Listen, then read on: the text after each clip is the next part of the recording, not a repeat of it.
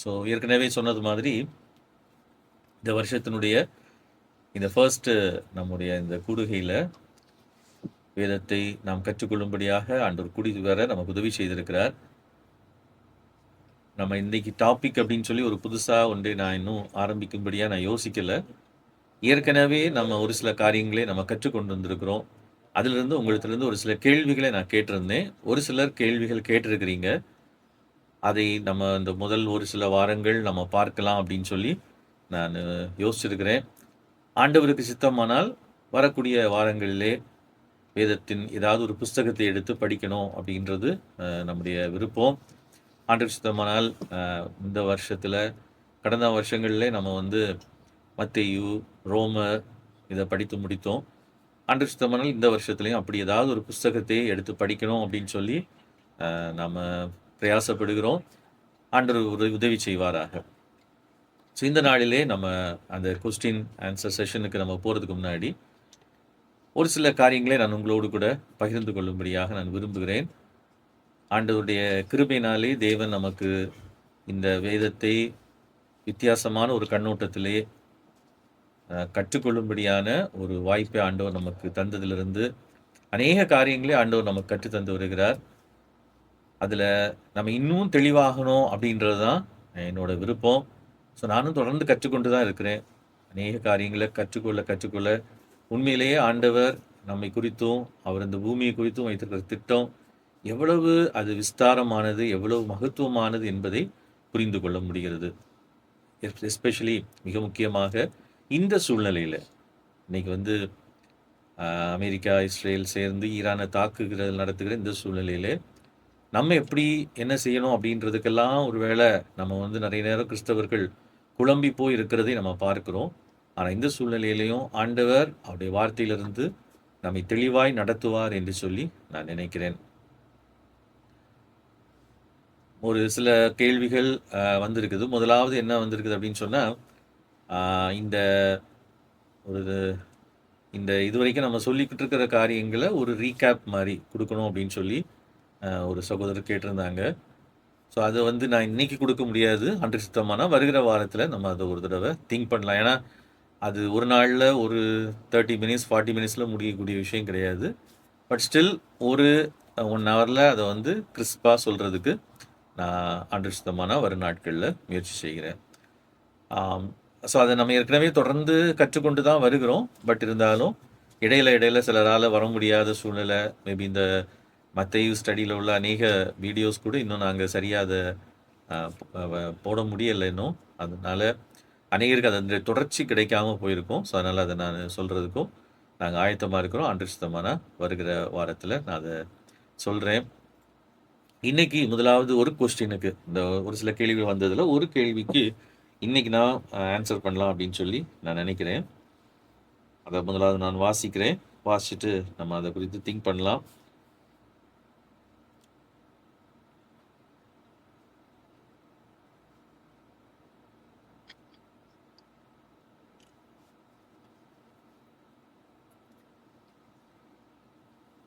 My question is, in Acts 16:30, the jailer asks what he should do to get saved. Since he is a Roman, how does he know about salvation? And does he mean when he uses the word saved? What does he mean when he uses the word saved? So முடிஞ்சால் நம்முடைய வேதத்தை அப்போஸ்தலர் 16ஆம் அதிகாரம் 30ஆம் வசனத்துக்கு நேராக நம்ம திருப்பி வைத்துக் கொள்வோம். அருமையான ஒரு கேள்வி. ஏன் அப்படின்னா, அப்போஸ்தலர் 16ஆம் அதிகாரம் 30ஆம் வசனம் அடிக்கடி நம்ம வந்து ஒருத்தர ரட்சிப்புகள் நடத்துறதுக்கோ அல்லது அவங்கள ஞானஸ்நானம் திருமுழுக்கு நேராக நடத்துறதுக்கோ நம்ம பயன்படுத்துகிற ஒரு வேத பகுதி. அப்போஸ்தலர் 17ஆம் அதிகாரம் 30ஆம் வசனம். அந்த நடந்த காரியங்கள் நம்ம ஏற்கனவே அறிந்திருக்கிறோம். அதனால் நான் அது திரும்ப சொல்ல விரும்பலை. பவுலும் சீலாவும் சிறைச்சாலையிலே அவங்க இருந்த சூழ்நிலையிலே அவங்க ஆண்டவரை பாடி இரவிலே துதித்து கொண்டிருந்த பொழுது அங்கே சிறை வாசல் கதவுகள்லாம் திறக்கப்பட்டு அங்கே ஒரு பூமி எதிர்ச்சி உண்டாகிறதுனாலே அவைகள் திறக்கப்பட்டு அந்த சூழ்நிலையிலே அந்த ஜெயிலர், அந்த சிறைச்சாலை தலைவன் வந்து ஆண்டவரை ஏற்றுக்கொள்கிற ஒரு பின்னணியை தான் நம்ம அங்கே பார்க்கிறோம்.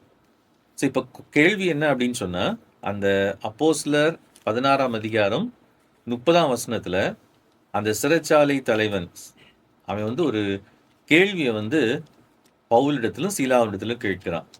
என்ன கேள்வி அப்படின்னா, ஆண்டவன்மாரே, ரட்சிக்கப்படுவதற்கு நான் என்ன செய்ய வேண்டும்?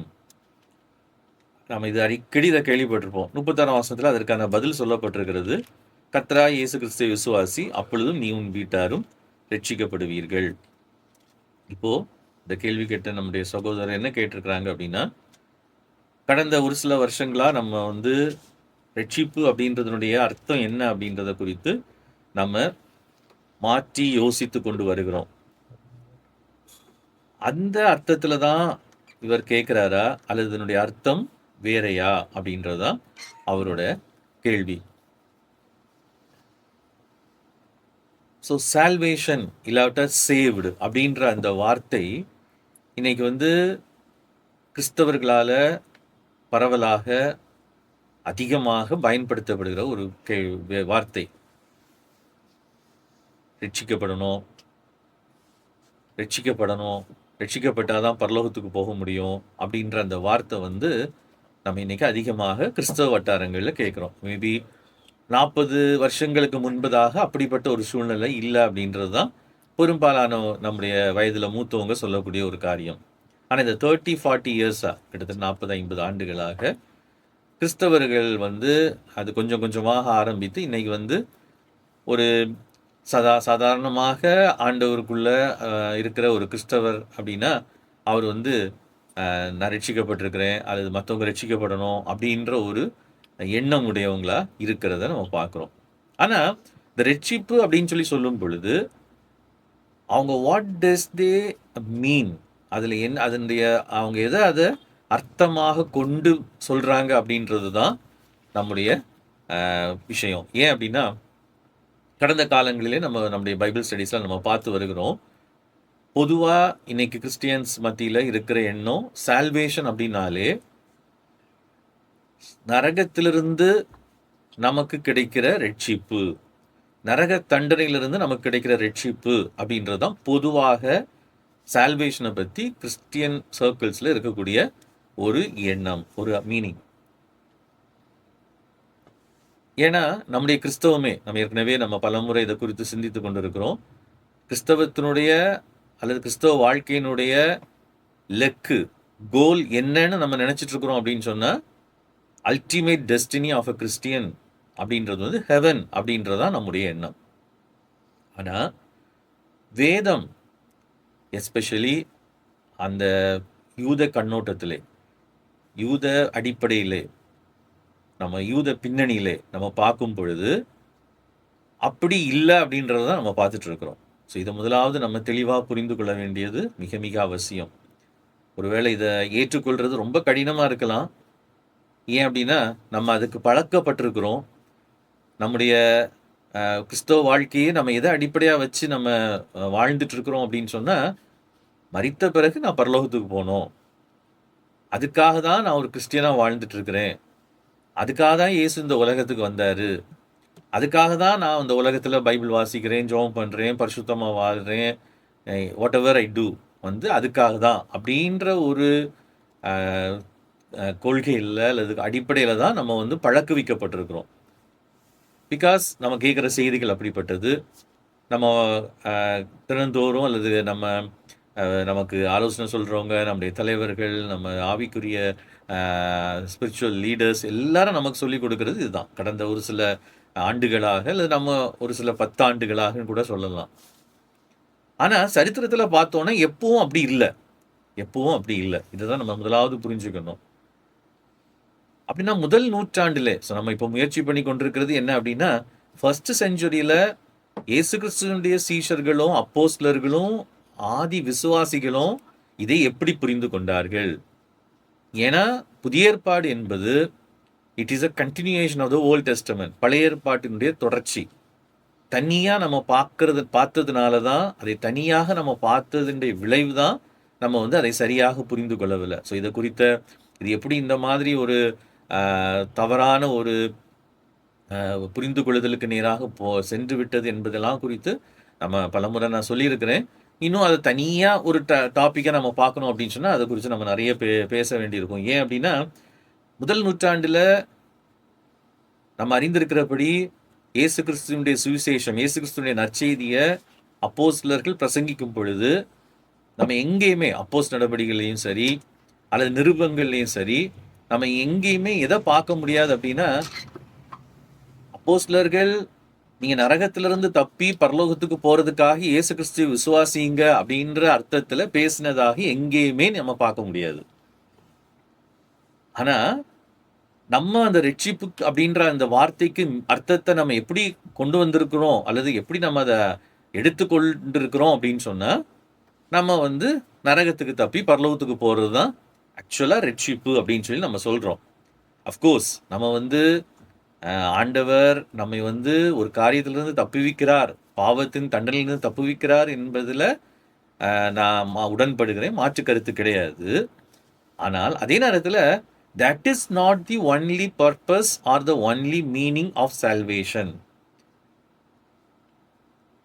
ஸோ இது எப்படி அப்படின்னா இது மாறிச்சு அப்படின்னு கேட்டா, அதை நம்ம சுருக்கமா புரிஞ்சுக்கிட்டோம் அப்படின்னு சொன்னா நமக்கு எளிதா இருக்கும். எப்படி மாறிச்சு அப்படின்னு சொன்னா, 3ஆம் நூற்றாண்டுகள்ல, ஸோ என்டி ரைட் போன்ற ஸ்காலர்ஸ் சொல்ற விளக்கம் என்ன அப்படின்னு சொன்னா, 2ஆம் 3வது நூற்றாண்டுகளிலே கொஞ்சம் கொஞ்சமாய் கிறிஸ்தவம் என்ன செய்யுது அப்படின்னு சொன்னா, யூத அந்த அடிப்படையிலிருந்து பின்னணியத்திலிருந்து விட்டு புறையினத்தார் மத்தியிலே அது ரொம்ப பிரபலமா ஸ்ப்ரெட் ஆகுது ஜென்டைல்ஸ் நடுவில். அப்படி ஜென்டைல்ஸ் நடுவில் பிரபலம் ஆகும் பொழுது அகஸ்டின் இப்படிப்பட்ட நிறைய ஃபாதர்ஸ், சர்ச் ஃபாதர்ஸ் அப்படின்னு நம்ம சொல்லுவோம்.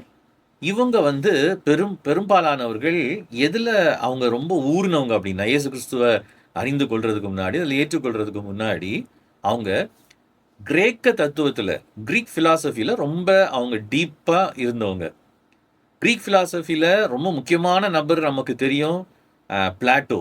ஸோ பிளாட்டோ அப்படின்ற ஒரு தத்துவ ஞானி. இந்த பிளாட்டோன்ற தத்துவ ஞானி என்ன பிலாசபி சொன்னார் அப்படின்னு சொன்னா, இந்த வேர்ல்டு வந்து ஜஸ்ட் அ ஷேடோ, அது ஒரு நிழல் மாதிரி தான். ஆக்சுவல் ரியாலிட்டி அப்படின்றது இட் இஸ் சம்வேர், எங்கேயோ ஒரு இடத்துல இருக்குது. அது என்னன்னு கூட அவர் சொல்லலை. பட் தட் இஸ் சம்வேர், அங்கே வந்து அப்சல்யூட்டாக எல்லாமே இருக்கும், எல்லாமே பர்ஃபெக்டாக இருக்கும். ஸோ அதனுடைய நிழல் தான் இந்த உலகம், அதனுடைய இமேஜ் தான் இந்த உலகம். ஸோ இது வந்து ரியல் கிடையாது. இந்த sense that is very important அப்படின்ற ஒரு கான்செப்டை அல்லது ஃபிலாசபியை உடையவர். இதை ஏற்கனவே நன்றாக கற்று அந்த சூழலிலே அந்த பின்னணியிலே இருந்த அநேகர் கிறிஸ்துவை ஏற்றுக்கொண்டவங்க பழைய ஏற்பாட்டினுடைய அந்த தொடர்ச்சி புதிய ஏற்பாடு என்பதை அடிப்படையாக கொள்ளாமல் என்ன பண்ணாங்க அப்படின்னா, புதிய ஏற்பாட்டை தனித்து பிளாட்டோவினுடைய அந்த கொள்கையின் அடிப்படையிலேயே பார்க்க ஆரம்பிச்சாங்க. So what they began to do is சால்வேஷனா, அது வந்து நம்ம இந்த உலகத்திலிருந்து எஸ்கேப் ஆகி ஹெவன் அப்படின்ற ஒரு பிளேஸுக்கு போகிறது தான் ரியல் சால்வேஷன் அப்படின்ற மாதிரி அவங்க திங்க் பண்ண ஆரம்பித்தாங்க. ஸோ அது தொடர்ந்து வழியாக அது கிறிஸ்டியானிட்டியில் நுழைய ஆரம்பிச்சிச்சு. ஸோ அதனால தான் இன்றைக்கி வந்து கிறிஸ்தவர்களை பார்த்தீங்க அப்படின்னு சொன்னால், உலகத்தை குறித்த கரிசனை வந்து ஏதோ பாவம் என்பது போலவும், உலகத்தை குறித்து நம்ம சிந்திக்கிறதும், இந்த இடத்தை பற்றின காரியங்களில் நம்ம இன்வால்வ் ஆகிறதும் தவறு. அண்மையில் கூட இந்த யுத்தத்தை குறித்த காரியங்கள்லாம் நடந்துட்டு இருந்து, இந்த பாலிடிக்ஸ்லாம் நடந்துட்டு இருக்கும்போது கிறிஸ்தவங்களுக்குள்ள இருந்த பேச்செல்லாம் என்ன அப்படின்னு சொன்னால், இந்த உலகம் இப்படி தான் இருக்கும், இந்த உலகம் இப்படி நாசமாகிறதுக்கு தான் வைக்கப்பட்டிருக்கிறது, இதுதான் இந்த உலகத்தை குறித்த ஆண்டவருடைய திட்டம், அந்த அணுகுண்டு போட்டு இந்த உலகம் அழியிறதுக்கு ரெடி ஆகிட்டு இருக்குது. ஸோ அதுக்காக தான் இவ்வளவு எல்லாம் ரெடி ஆகிட்டு இருக்குது, நியூக்ளியர் வெப்பன்ஸ்லாம் வச்சு எல்லாம் ரெடி பண்ணிட்டு இருக்கிறாங்க. ஸோ நம்ம வேலை என்னது, எப்படியாவது எஸ்கேப் ஆகி நம்ம பரலோகத்துக்கு போகணும். ஸோ அப்படின்றது தான் கிறிஸ்டியன்ஸோட ஒரு பெருவாரியான கிறிஸ்டியன்ஸோட என்னது சிந்தையாக இருக்கிறது. ஆனா இப்போ நம்ம இப்போ சிந்திக்க போறது என்ன அப்படின்னு சொன்னா, அதனால இந்த சூழல்ல நம்ம இந்த வசனத்தை திங்க் பண்றது அது நல்ல ஒரு விஷயம் அப்படின்னு சொல்லி நான் நினைக்கிறேன். அது சரியான ஒரு சந்தர்ப்பம் அப்படின்னு சொல்லி நினைக்கிறேன். இப்போ அருமையான சகோதரர் கேட்டிருக்கிற கேள்வி, இப்போ எந்த அர்த்தத்துல சகோதர ஆண்டவமாறு ரட்சிக்கப்படுவதற்கு நாங்கள் என்ன செய்ய வேண்டும் என்று எந்த அர்த்தத்தில் அவங்க கேட்குறாங்க? Sirs what must I do to be saved, அந்த சேவ்டுன்றது என்ன அர்த்தத்தில் கேட்குறாங்க? டெஃபினிட்டாக இந்த ஜென்டைல், இவர் வந்து ஒரு ஜென்டைல் தான், சிறைச்சாலைக்காரன். ஆனால் இந்த இடம் எங்கே அப்படின்னு பார்த்தீங்க அப்படின்னா பிலிப்பி அப்படின்ற பட்டணத்தில் நடக்கிற விஷயங்கள். இந்த காரியங்கள் எல்லாம் வந்து பிலிப்பின்ற பட்டணத்தில் நடக்குது. இது வந்து பிலிப்பி அப்படின்றது நம்ம ஏற்கனவே அறிந்திருக்கிறபடி அது ஒரு ரோமன் காலனி, ரோமனுடைய ஆட்சிக்குட்பட்ட ஒரு பகுதி. ஸோ இந்த பகுதியில் இவங்களுடைய ரோமருடைய ஃபுல் கண்ட்ரோல் இருந்துச்சு. ஏன்னா ரோமன் நிறைய படை வீரர்களை வந்து ரோமார்களையும் வந்து சீசர் ராயர் வந்து அங்கே வந்து குடி அமர்த்தி இருந்தார் பிலிப்பி பட்டணத்தில். ஸோ இங்கே வந்து பவுல் வந்து இந்த ஊழியத்தை செஞ்சு பிரசங்கம்லாம் பண்ண உடனே அங்கே வந்து நைட்டு இந்த விஷயம் நடக்குது, இரவு வேளையில் இந்த விஷயம் நடக்குது. நடந்த உடனே அவனுக்குள்ள ஒரு பயம் வருது. யாருக்குள்ள? அந்த சிறைச்சாலைக்காரனுக்குள்ள ஒரு பயம் வருது. என்ன பயம் அப்படின்னா, இவங்க உண்மையிலே சாதாரண மனிதர்கள் கிடையாது. இவங்க உண்மையிலே ஏன் அப்படின்னா, இந்த பிலிப்பி பட்டணம் ரோம காலனியாக இருந்தாலும் அநேக யூதர்களும் அங்கே இருந்தாங்க. ஏன்னா நீங்கள் அதுக்கு முந்தின பகுதியில் வாசிச்சு பார்த்தீங்க அப்படின்னு சொன்னால், அந்த பகுதியில் அவங்க லீதியா அப்படின்ற ஒரு பெண்மணி, அவள் தான் முதலாக ஐரோப்பிய கன்வெர்ட் அப்படின்னு சொல்லுவாங்க. ஸோ அவளை குறித்து அங்கே சொல்லப்பட்டிருக்கிறது, who was a worshipper of God.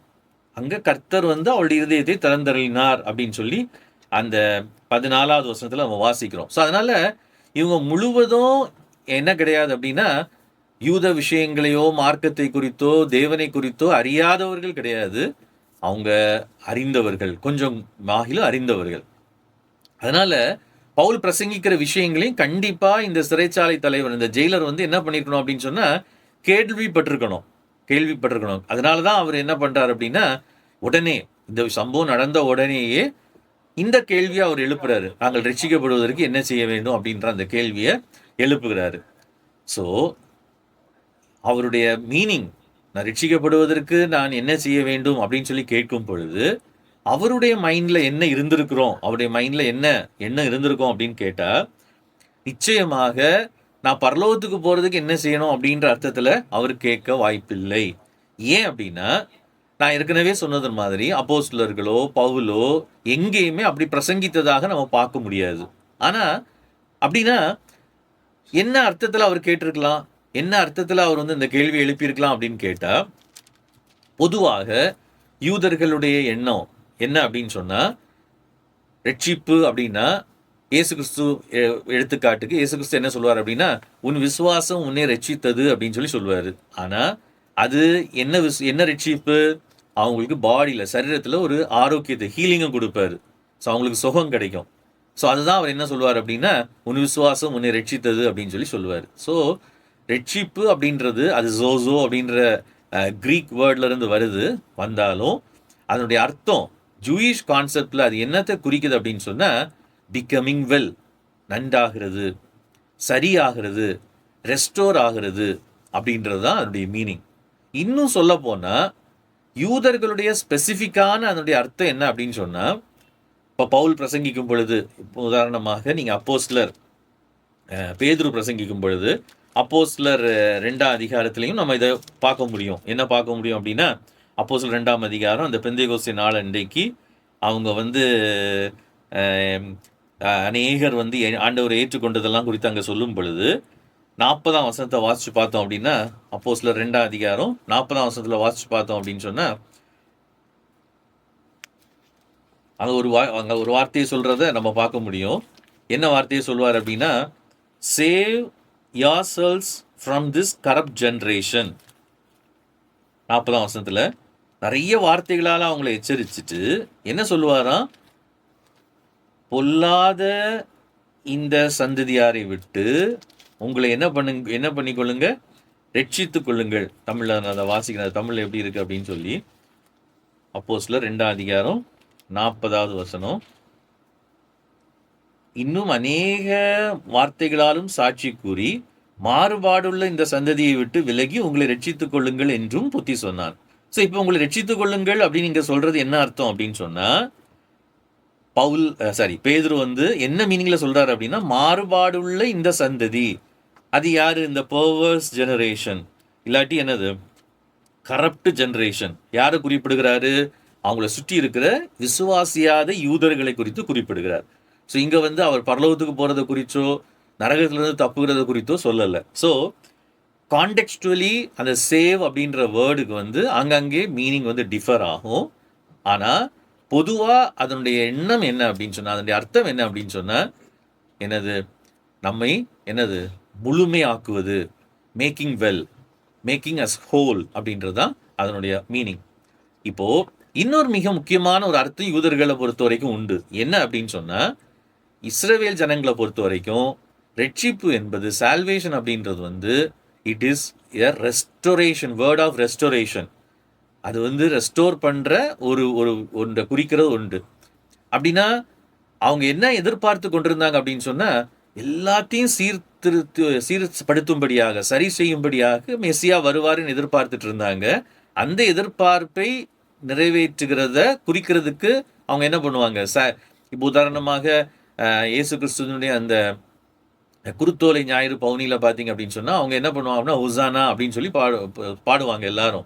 அதனுடைய மீனிங் என்ன அப்படின்னா, சேவஸ், எங்களை ரட்சியும், எங்களை காப்பாற்றும், எங்களை மீட்டுக்கொள்ளும், நீ சொன்ன அந்த ரெஸ்டோரேஷனை, அந்த அந்த மறுமலர்ச்சியின் காலத்தை எங்களுக்கு நீர் கொண்டு வரோம் அப்படின்னு சொல்லி இயேசு கிறிஸ்துவ தாவீதின் குமாரனுக்கு ஓசன்னா அப்படின்னு சொல்லி அவங்க சொன்னதா நம்ம பார்க்க முடியும். அதுக்கு பிறகு அது ஆண்டவரை மைமைப்படுத்துகிற ஒரு வேர்டாக மாறினாலும் ஹொசனான்றதுடைய அர்த்தம் அதுதான், எங்களை மீட்டுக்கொள்ளும், எங்களை ரட்சியும் தாவீதின் குமாரனே அப்படின்றது தான் அதனுடைய அர்த்தம். ஸோ அப்படி அவங்க சொல்லும் பொழுது அதனுடைய மீனிங் என்ன கிடையாது, எங்களை பரலோகத்துக்கு கூட்டிகிட்டு போங்க அப்படின்ற மீனிங் கிடையாது. எங்களை உலகத்தை ரெஸ்டோர் பண்ணுங்க, நீங்கள் சொன்ன ப்ராமிஸை, வாக்கு தத்தத்தை, ஆபிரகாமுக்கு அவனுடைய சந்ததி கொடுத்த வாக்கு தத்தத்தை, இஸ்ரேலுக்கு கொடுத்த வாக்கு தத்தத்தை நிறைவேற்றுங்க அப்படின்றது தான் அதனுடைய மீனிங். ஸோ மொத்தத்தில் அதனுடைய அர்த்தம் என்ன அப்படின்னு சொன்னால், அந்த கடவுளுடைய மீட்பின் அந்த திட்டத்தில் எங்களை இணைத்து கொள்ளுங்க, எங்களை சேர்த்து கொள்ளுங்க. இன்னொரு விதத்தில் இன்னும் விளக்கமாக இன்னும் தெளிவாக சொல்லணும் அப்படின்னு சொன்னால், ஆபிரகாமுடைய குடும்பமாகிய இஸ்ரவேலுக்கு மட்டும் இருந்த அந்த ஸ்லாக்கியத்தை எங்களுக்கு தாங்க. அதுதான் அந்த சால்வேஷன் அப்படின்றதுடைய அர்த்தம். So becoming a member of God's family. So தேவனுடைய குடும்பத்தின் அங்கத்தினராக மாறுறது அப்படின்றதான் நினைக்கிறேன். ஸோ நான் இதை சொல்கிறேன். மேபி இந்த ஒரு சில வாரங்கள் நான் எப்படி கொண்டு போகலான்னு சொல்லி நினைக்கிறேன். இப்போ நீங்கள் வந்து யாராவது இதை கொஞ்சம் கூட கிளாரிஃபை பண்ணணும் அல்லது கொஞ்சம் கூட இதில் தெளிவுபடுத்தணும் அப்படின்னு சொல்லி நீங்கள் நினச்சிங்கன்னா நீங்கள் அன்மியூட் பண்ணிவிட்டு நீங்கள் சொல்லலாம். மேபி இதில் இன்னும் ஏதாவது நீங்கள் கேட்கணும்னு விரும்பினா கூட நீங்கள் கேட்கலாம். ஸோ தட் என்னது கொஞ்சம் இன்ட்ராக்டிவாக இருந்துச்சுன்னா நம்ம தெளிவாக கொஞ்சம் கூட தெளிவாக புரிந்து கொள்றதுக்கு நமக்கு வசதியாக இருக்கும்.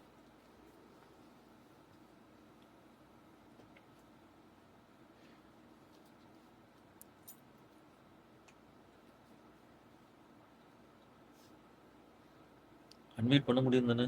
பண்ண முடியாம வச்சிருக்கேன் அப்படின்னு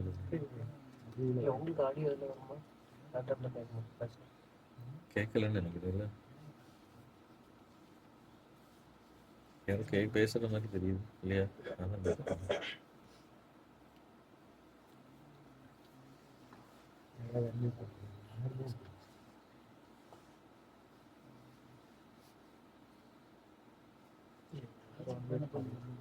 பண்ணலையா? ஓகே.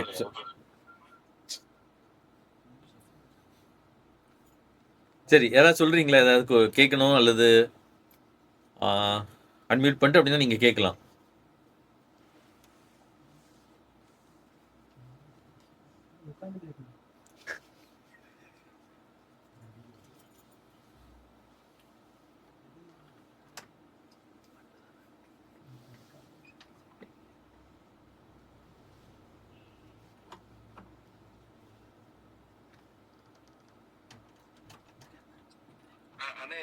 ஒரு இடத்துல அவரை விசுவாசிக்கும் போது நீங்களும் உங்கள் வீட்டாரும் ரட்சிக்கப்படுவீர்கள் ஒரு வசனம் வரும். அதேதான் அதுக்கு அடுத்தது வேர்ஸ்ல இருக்காது. அதான் அதுக்கு அடுத்த வேர்ஸ்ல இருக்குது. அதேதான். ஆமா, ஆக்சுவலா கர்த்தராகிய இயேசு கிறிஸ்து விசுவாசி, அப்பொழுதும் நீயும் உன் வீட்டாரும் ரட்சிக்கப்படுவீர்கள். ஸோ அதனுடைய மீனிங் ஆக்சுவலாக, அதனால இவன் என்ன அர்த்தத்தில் அதை கொஸ்டினை கேட்டிருப்பான் அப்படின்னு சொன்னால், நான் வந்து இந்த கடவுளுடைய அந்த ஃபேமிலியில், ஸோ அப்போது வந்து அவங்கள பொறுத்த வரைக்கும் அவங்க ரோமன்ஸாக இருந்தால் அவங்க வந்து என்னது ஜென்டைல்ஸு, அவங்க அவுட் சைடு காட்ஸு ஃபேமிலி. அப்போது அதில் வர்றதுக்கு இப்போ பவுலோட பிரசங்கம் என்ன அப்படின்னா, பொதுவாகவே பவுல் அப்போஸ்தலருடைய பிரசங்கம் என்ன அப்படின்னா, இயேசு கிறிஸ்துவ விசுவாசிச்சா யூதர்களுக்கு நீங்கள் விருத்த சேதனம் பண்ண வேண்டாம். நீங்கள் வந்து யூத அந்த கட்டளைகளை, சட்டங்களை, அந்த ஒழுங்குகளை, அந்த பாரம்பரியங்களை கைக்கொள்ள வேண்டாம். இயேசு கிறிஸ்துவ விசுவாசிச்சா நீங்கள் என்ன பண்ணுவீங்க? வந்து அந்த அதுக்குள்ளே நீங்கள் வந்துடலாம். அந்த கடவுளுடைய ஃபேமிலிக்குள்ளே நீங்கள் மெம்பர் ஆயிரலாம். தேவனுடைய அந்த உடன் கவனன்ட் ஃபேமிலின்னு சொல்கிறோம் இல்லையா, அதுக்குள்ளே மெம்பர் ஆயிரலாம் அப்படின்றத தான் பவுலோட மெசேஜோட என்ன சொல்கிறது, ஒரு கன்சைஸ்டு சம்மரின்னு சொல்லலாம். ஸோ அதுவாக இருந்ததுனால இவர் கேட்கும்போது பவுலோட ஆன்சரும் என்னவா இருக்குது, நீ விசுவாசிச்சா போதும், அல்லது உன் குடும்பம், நீக்கு ஒரு whole family will be included. So அதனால தான் இன்றைக்கி வந்து நம்ம ரொம்ப டீப்பாக போனோம் அப்படின்னா, நிறைய நேரம் நம்ம வந்து அந்த காலங்களில் மிஷினரிகள் ஊழியம் செஞ்ச காலங்களில் ஒரு குடும்பத்தில் ஒருத்தர் அப்பா ஏற்றுக்கொள்வார், எல்லாரும் அவங்க ஹோல் ஃபேமிலியாக அவங்க பேப்டிசம் கொடுத்து சேர்த்துருவாங்க. இன்றைக்கி மாதிரி நம்ம அதை இண்டிவிஜுவலைஸ் பண்ணுறது இல்லை. ரொம்ப இண்டிவிஜுவலைஸ் பண்ணி நீ விசுவாசிச்சாதான் உனக்கு ஞானஸ்நானம் அப்படியெல்லாம் அன்னைக்கு கொண்டு போகிறது இல்லை. அதுக்கு காரணம் என்ன அப்படின்னா, இந்த கவனண்ட், அது வந்து ஒரு கவனண்டாக பார்த்ததுனால. ஸோ காடோட ஃபேமிலியில், கடவுளுடைய திட்டத்தில் உள்ள அந்த குடும்பத்தில் நம்மளை, அல்லது ஆபிரஹாமிக் குடும்பத்தில் இன்க்ளூட் பண்ணுற ஒரு கவனண்டாக பார்த்ததுனால. ஸோ அதனால தான் அதை அப்படி சொல்கிறாரு, நீ உன் வீட்டாரும் ரட்சிக்கப்படுது. ஸோ ஹோல் ஃபேமிலியும் you will be included in God's அந்த ஃபேமிலி. நீ வந்து இப்போ யூதனாக விருத்த சேதனம் பண்ணி அவனோட ஒழுங்குகளை கை கொண்டாதான் நடக்கும் அப்படின்றது கிடையாது அப்படின்ற அர்த்தத்தில். ஓகே அனு, ஏதாவது நீங்கள் சொல்லணும்னா சொல்லுங்கள். வேற யாராச்சும் இதில் ஏதாவது கேட்கணும்னு விரும்புறீங்களா?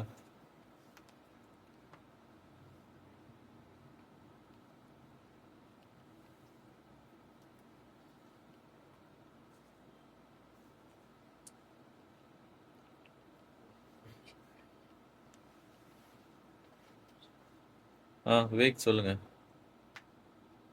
கேட்கலையே விவேக், அட்மிட் பண்ணியிருக்கீங்க, நான் கேட்கல எங்களுக்கு.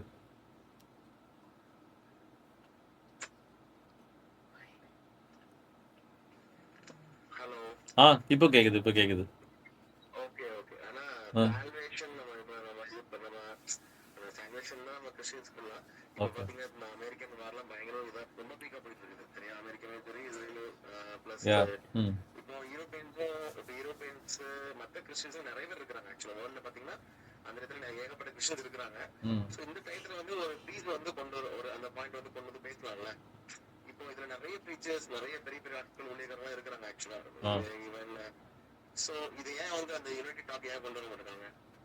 பீஸ் பற்றி கொண்டு வர மாட்டேங்கிறாங்க அப்படின்றது அப்படிதானே?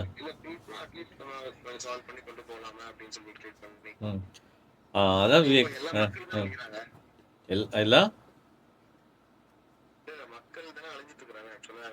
கரெக்ட். அதுக்கு ரீசன் வந்து விவேக் என்ன அப்படின்னா, ஸோ இதை பற்றி நம்ம பேசணுன்னா நிறைய பேசலாம். ரொம்ப காம்ப்ளெக்ஸான ஒரு விஷயம் இன்னைக்குள்ள வார் கான்டெக்ட்ல நம்ம இதை யோசிக்கும் பொழுது. ஆனால் ஒரு ரீசன் என்ன அப்படின்னு சொன்னால், இன்னைக்கு அமெரிக்கன் கிறிஸ்டியானிட்டி வந்து எஸ்பெஷலி இதை எல்லாராலையும் ஒத்துக்கொள்ள முடியுமான்னு சொல்லி தெரியல. இதை நம்ம மொத்தமாக ட்ரம்ப்பையோ இல்லாட்டா அமெரிக்கன் கவர்மெண்ட்டையோ நம்ம மொத்தமாக ப்ளேம் பண்ணலை. இந்த வாரில் வந்து மேபி அவங்க வந்து ஏதோ ஒன்று வந்து தே ஆர் செய்கிறாங்க, டேக்கிங் என்னது சொல்கிறாங்க. இதில் வந்து நிறைய ப்ராஸ் அண்ட் கான்ஸ் நிறைய நம்ம யோசிச்சு பார்த்தோன்னா நிறைய விஷயங்கள் இருக்குது. It's very complex. அது வந்து நம்ம மறுக்க முடியாது. ஸோ நான் காம்ப்ளெக்ஸ்ன்னு சொல்லும் பொழுது நான் எதை மீன் பண்ணுறேன் அப்படின்னா, இப்போது இந்த வார்னால சிலர் சொல்கிறாங்க ஈரானில் இருக்கிற இந்த அடக்குமுறை ஒழியும் அப்படின்னு சொல்லி சொல்கிறாங்க. சிலரோட கருத்து. ஏன்னா அந்த ஈரானில் வந்து எத்தனையோ லட்சக்கணக்கான மக்கள் அடக்குமுறையினாலையும் அந்த இதனாலையும் அவங்க கொலை செய்யப்பட்டிருக்கிறாங்க. அநேக முறைகளில் ரத்த ஆறு ஓடி இருக்குன்னுலாம் சொல்கிறாங்க சரித்திரத்தில் கடந்த 30-40 ஆண்டுகளாக. ஆனால் இப்போது இதில் நம்ம விவேக் சொன்ன மாதிரி நம்ம ஒரு வருத்தப்பட வேண்டிய விஷயம் என்ன அப்படின்னு சொன்னால், அந்த வாரை வந்து கிறிஸ்டியன் ப்ரீச்சர்ஸும் பாஸ்டர்ஸும் சர்ச் லீடர்ஸும் அங்கீகரிக்கலாமா, அக்செப்ட் பண்ணலாமா அப்படின்றது தான் ஒரு முக்கியமான ஒரு question. What should be the response of the search?